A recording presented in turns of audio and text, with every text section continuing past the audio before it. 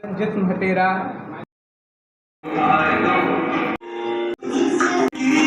नमस्कार, आप देखा तानी भोजपुरी न्यूज टाइम। हम संभूषण गोरखपुर जनपद के आइडियल इंटरमीडिएट कॉलेज में मौजूद बानी।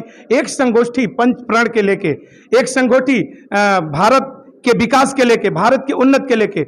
भारत 100 साल का हुई तो 2047 में पहुंची। आजादी के पहले भारत कितना कुर्बानी झेलल, आजादी के पहले भारत के जो दुर्दशा रहे वो देखल ना जात रहे, लेकिन ये देश के रणबांकुरा, ये देश के बचौलन। और अब पंच प्रण पंच प्रतिज्ञा लेके पूरे गांव पूरे जोर शोर से हम भारत के समृद्धि और एकता और अखंडता के बनाए का भी प्रयास करते हैं। आज तमाम विभूतियां मौजूद बड़ी। आज युवा संवाद के जरिए आइडियल इंटरमीडिएट कॉलेज में एक संगोष्ठी बा।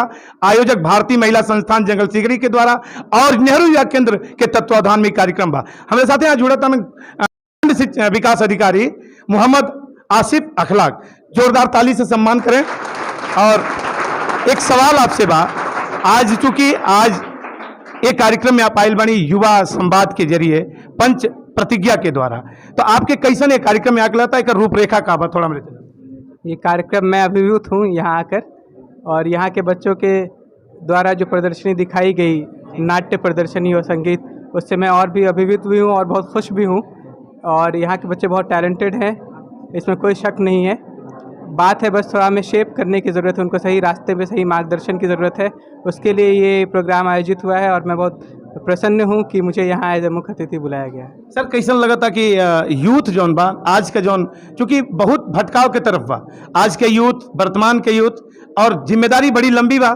देश के संवर्धन की तरफ, देश के ऊंचाई की तरफ ले गई का जिम्मेदारी बड़ी बा, और भटकाव की तरफ यूथ बा। तो का लगा था इस संवाद से, का लगा था कि यूथ परिवर्तन की तरफ बढ़ी आगे? यूथ परिवर्तन की तरफ बढ़ेगा, बढ़ना ही है, क्योंकि इनके बगैर बढ़े तो कुछ हो ही नहीं पाएगा। तो ये बढ़ेंगे भी और ये तैयार भी हैं। जो जहाँ पे कमियां हैं वो पूरी होंगी।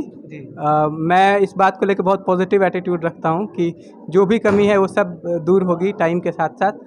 और यहाँ देखिए, यहीं सब तैयार हैं कि हम बदलेंगे देश, तो देश बदलेगा और विकसित भी होगा। जी, बहुत बहुत धन्यवाद। देश बदलेगा और विकसित भी होगा, ये बताओ रहना है कि खंड विकास अधिकारी खोराबार ब्लॉक के।